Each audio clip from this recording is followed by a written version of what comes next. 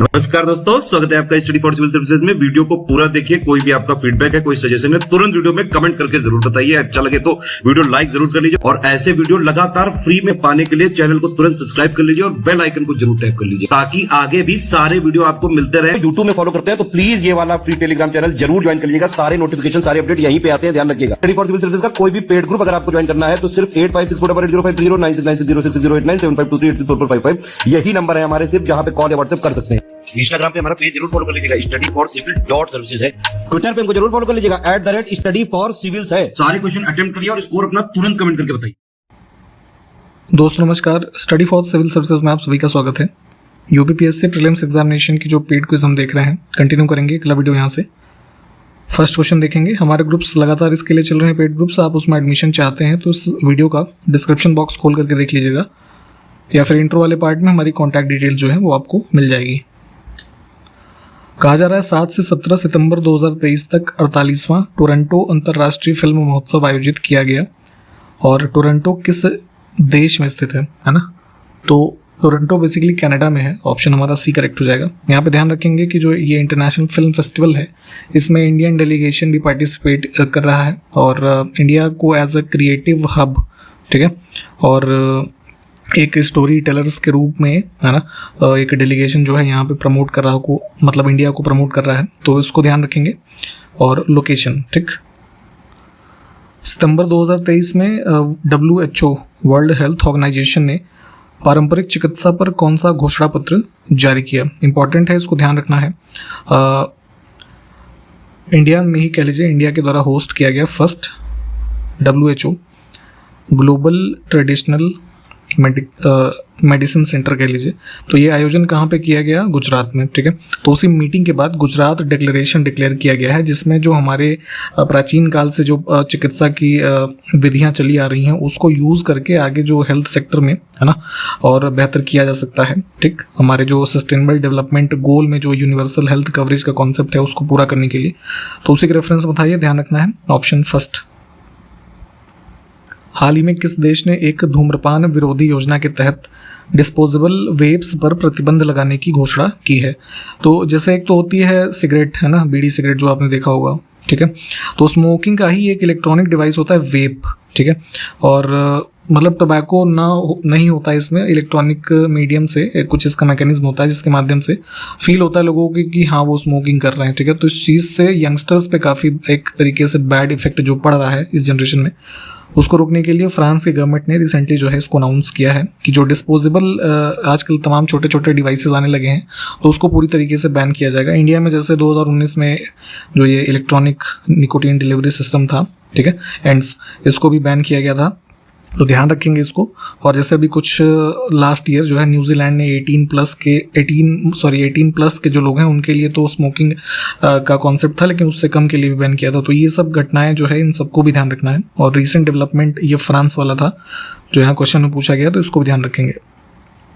हाल ही में किस राज्य सरकार ने दिव्यांग बच्चों को सशक्त बनाने के लिए मुख्यमंत्री सबल योजना शुरू की है? ठीक है, यहाँ पे सबल जो है इसका एक फुल फॉर्म है ये स्पोर्टिंग एबिलिटीज़, ठीक है, रिड्यूसिंग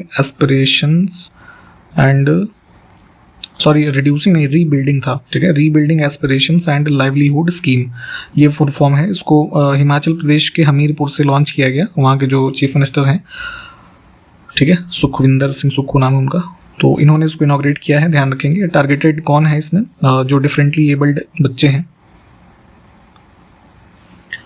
नेक्स्ट है सितंबर 2023 में अमेजन इंडिया, ठीक है, अमेजॉन जो कंपनी है यूएस वाली, तो उसका जो इंडिया यूनिट है उन्होंने विकलांग व्यक्तियों को सशक्त बनाने हेतु हरियाणा, महाराष्ट्र सहित कितने राज्यों के साथ एक समझौते पर हस्ताक्षर किए हैं? तो यहाँ पे MOU साइन हुआ है 2026 तक के लिए, ठीक है। इन राज्यों में जो विकलांग व्यक्ति हैं, ठीक, दिव्यांग, उनको सशक्त बनाने के कई तरह के इनिशिएटिव से चलाएंगे।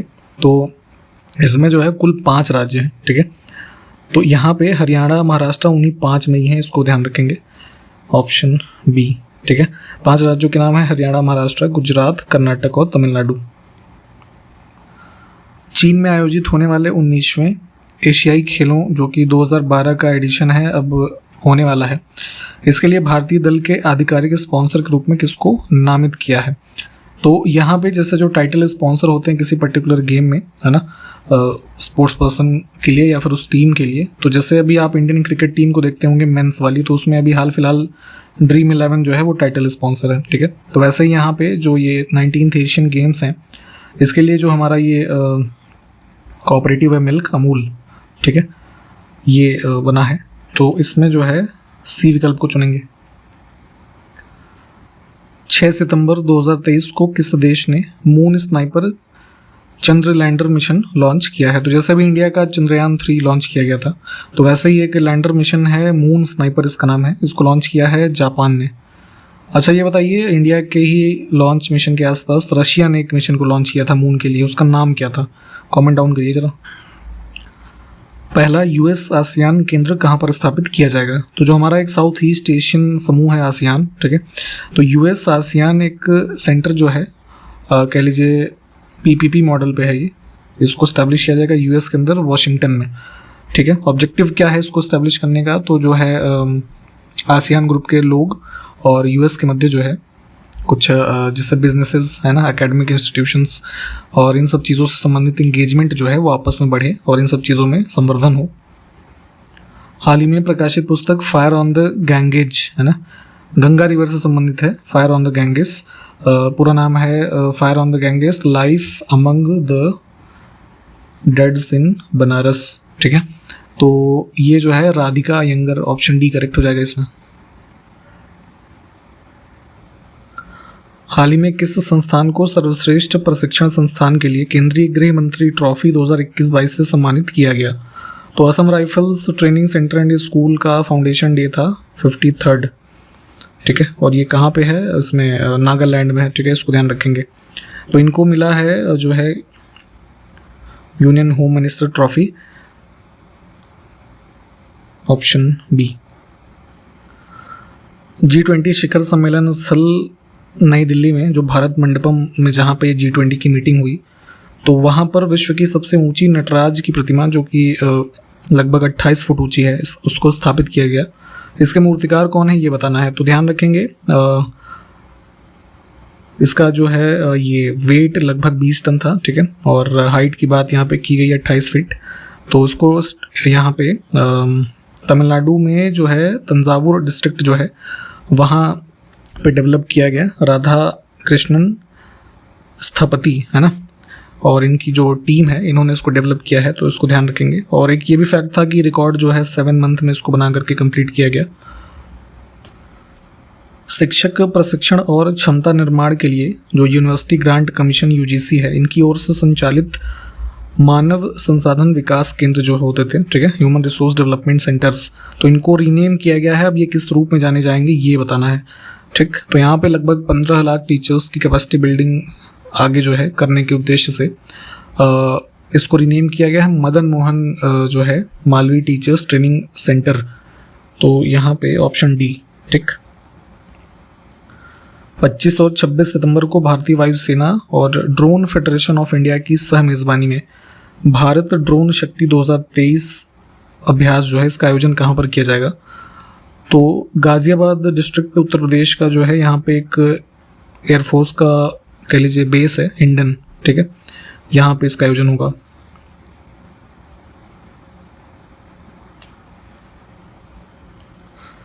निवेशक शिक्षा और संरक्षण निधि प्राधिकरण की स्थापना किस वर्ष में की गई है? तो मिनिस्ट्री ऑफ कॉरपोरेट अफेयर्स जो है इसके अंतर्गत, और ये जो कंपनीज एक्ट है 2013 का, इसके प्रावधानों के अंतर्गत यहाँ पे इन्वेस्टर एजुकेशन और प्रोटेक्शन फंड अथॉरिटी, ये सितंबर 2016 में स्टैब्लिश किया गया था, ठीक है। इन्वेस्टर्स के एक तरीके से कह लीजिए जो कुछ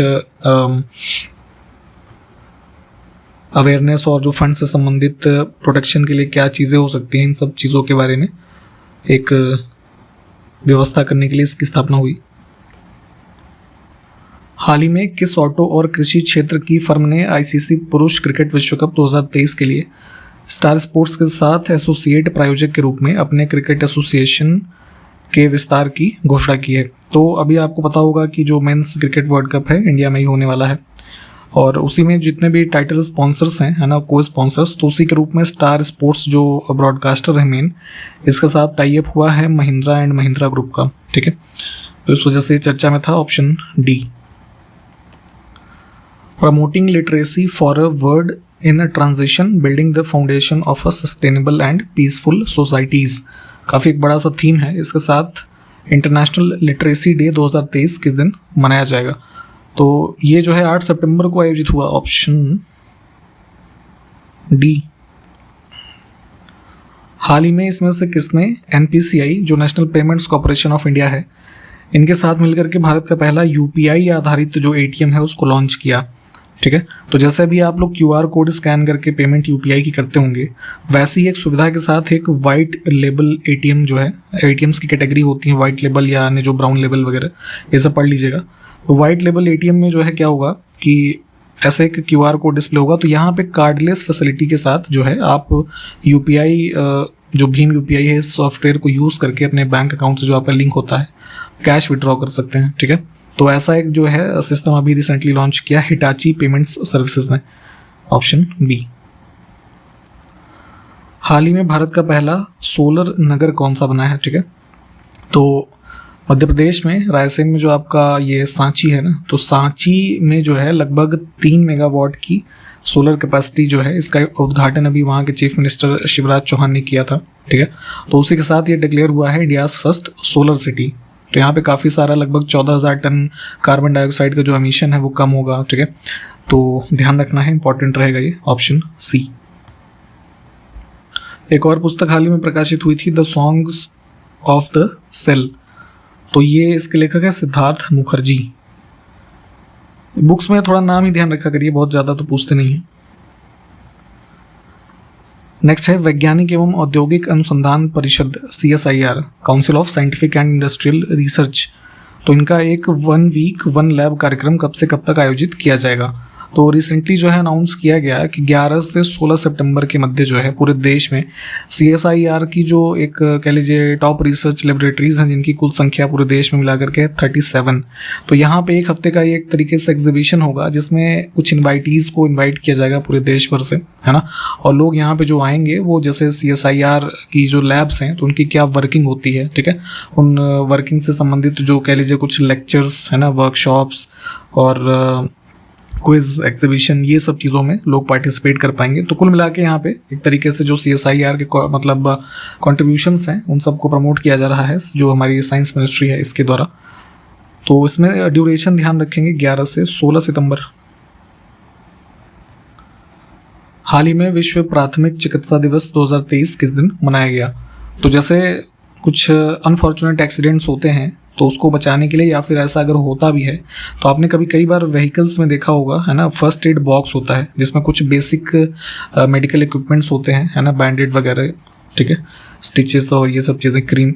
तो किसी भी ऐसी अनहोनी घटना में फर्स्ट एड लोगों को मिल सके तो उसी के इम्पोर्टेंस को, है ना, स्प्रेड आउट करने के लिए 9 सितंबर का डे जो है ये डेजिग्नेटेड है। तो ये सेलिब्रेट हुआ है, ऑप्शन डी। सितंबर 2023 में ही किस देश की सुप्रीम कोर्ट ने उस पूरे देश में गर्भपात को अपराध की श्रेणी से बाहर कर दिया गया है? ठीक है, तो यहाँ पे अबॉर्शन को डिक्रिमिनलाइज किया है मैक्सिको में, ठीक है, सुप्रीम कोर्ट ने, option first. 37th national games जो हैं वो कहाँ पर आयोजित होंगे ये बताना है इसमें, ठीक है। तो लास्ट टाइम कहाँ पे हुआ था ये भी ध्यान रखा करिए, गुजरात में, और अभी जो नेक्स्ट अपकमिंग है अक्टूबर एंड से नवंबर के स्टार्टिंग में तो ये गोवा में होगा। भारत की अध्यक्षता में G20 का नया स्थायी सदस्य कौन बना है? ठीक है, तो विश्व की सबसे बड़ी 20 जो लार्जेस्ट इकोनॉमीज़ हैं उसका एक ग्रुप है G20। तो उसी में यहाँ पे इंडियन इनविटेशन पे अफ्रीकन यूनियन जो है ये नया सदस्य बना है।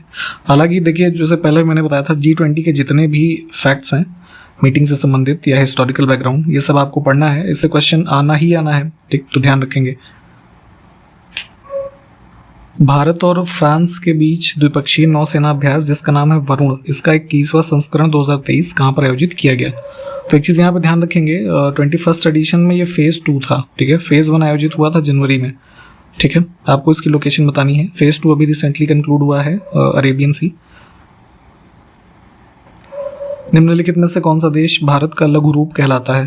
तो मिनी इंडिया ये आपका जो है मॉरिशस, ठीक है। यहाँ पे पहली बात तो यही है कि 75% से ज़्यादा पॉपुलेशन जो है वो इंडियन है, ठीक है। और भी कुछ फैक्ट्स हैं तो यहाँ पे ध्यान रखेंगे ऑप्शन सी। परंपरागत कृषि विकास योजना को किस वर्ष में शुरू किया गया ये बताना है। तो मुख्य रूप से सॉइल हेल्थ को इम्प्रूव करना इसका ऑब्जेक्टिव के साथ 2015 में इसको लॉन्च किया गया था।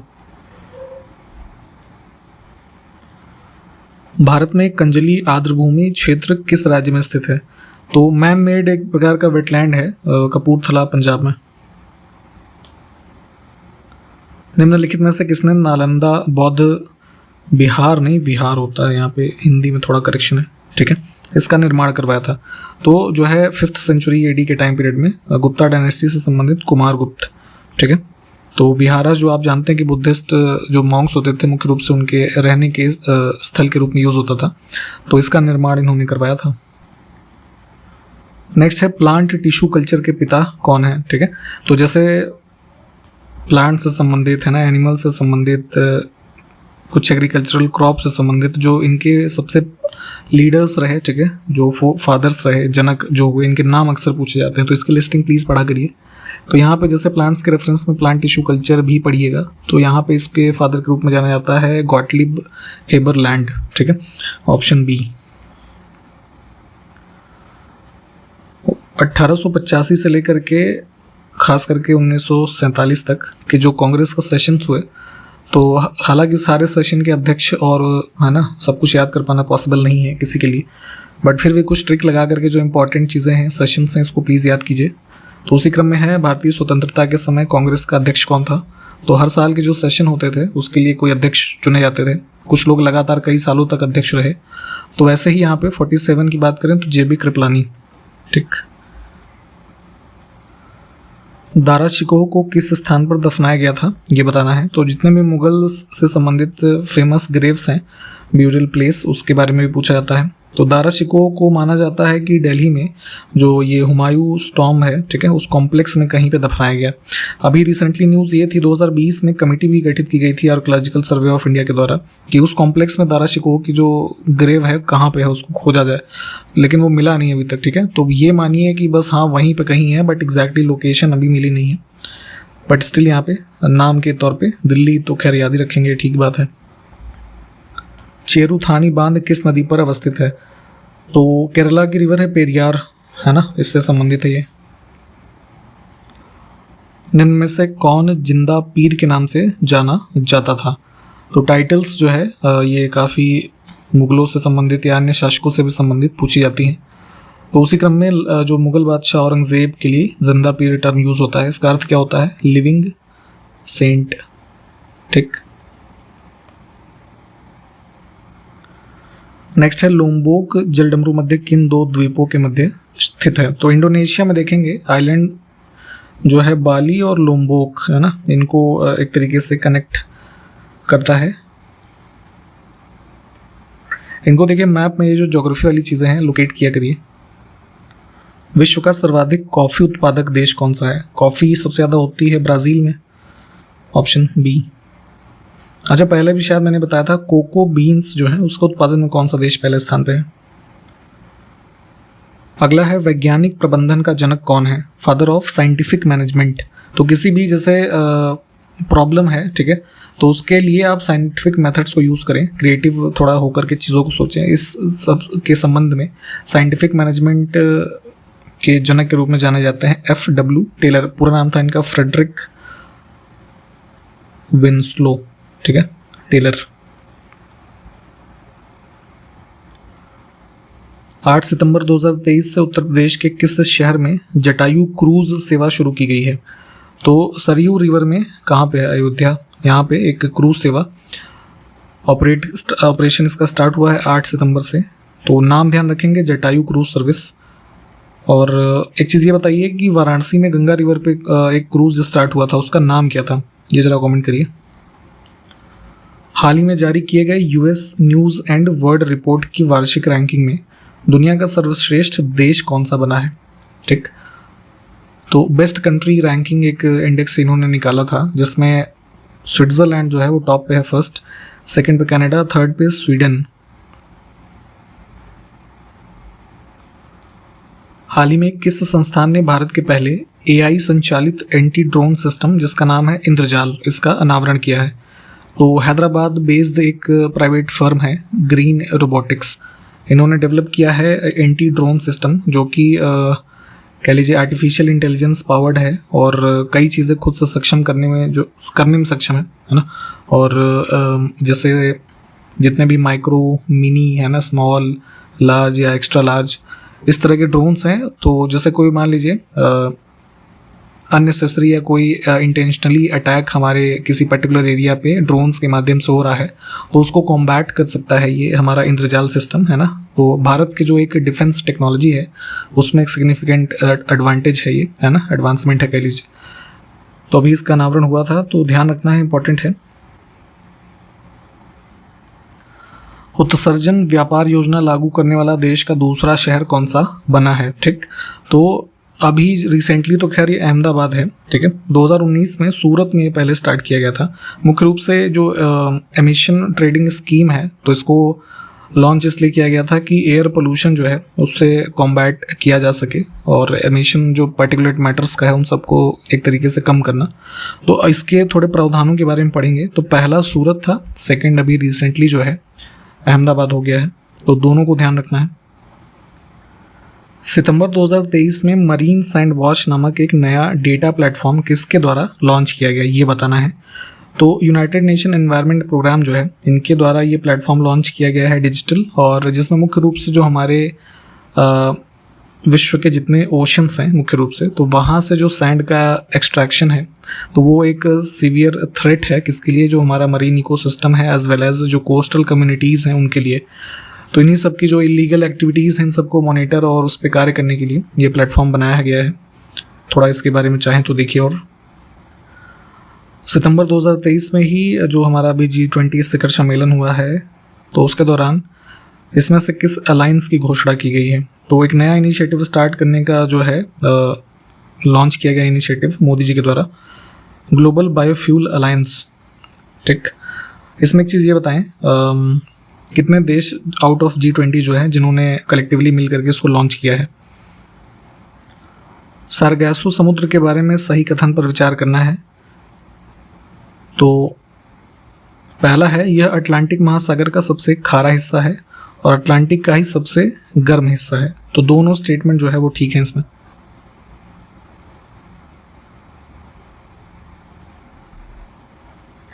निम्नलिखित में से कौन से देश भूमध्य सागर के साथ सीमा साझा करते हैं? तो भूमध्य सागर कई सारी कंट्रीज, लगभग 21 कंट्रीज से जो है बॉर्डर शेयर करता है अपना। सबके नाम जो है कुछ शॉर्ट ट्रिक से याद कीजिए। तो यहाँ पे देखेंगे चूंकि स्विट्जरलैंड की लोकेशन काफ़ी ऊपर है, ये ऑड हो जाएगा। इसके अलावा जो 3 ऑप्शन अन्य हैं ये सब शेयर करते हैं बाउंड्री। इसको मैप पे लोकेट कीजिए, जितने भी देश हैं उसको देखिए। अक्सर इनसे चीज़ें पूछी जाती हैं, खास करके भूमध्य सागर, ब्लैक सी है ना, रेड सी, कैस्पियन सी, ये सब के जो सराउंडिंग हमारे कंट्रीज़ हैं इसकी लिस्टिंग आपको एकदम से याद होनी चाहिए। The name Ratnakar in ancient Indian historical geography was indicative of. तो रत्नाकर नाम जो है जो इंडस हमारा इंडियन ओशन है इसको एक तरीके से इसका सूचक था। ऑप्शन सी को चुनेंगे। माना जाता था कि जो है Indian ocean is a place where gems and jewelleries are found, ठीक है। तो उस वजह से रत्नाकर जो है इसको कहा जाता था। निम्नलिखित में से कौन सा सबसे गहरा सागर है, डीपेस्ट?